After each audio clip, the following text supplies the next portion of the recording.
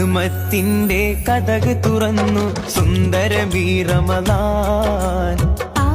ചുമടുകൾ തല ചുമടാക്കിയ മാനവനെ കഴുകാൻ നിൻ കൽപ്പന തെറ്റി നടന്നോ ഞങ്ങൾക്ക് പൊറുക്കണമല്ലാ.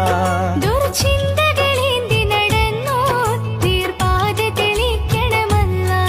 ഗുണമേറിടും മാസം അതിലാണൊരാശ്വാസം. നാം ഓർക്കണം നേശം പാഴാക്കിയാൽ നാശം. കനിവേകണം ഗുണമേറ്റണം തിരുഹാലിക്കായവനേ. സുഹൃതങ്ങൾ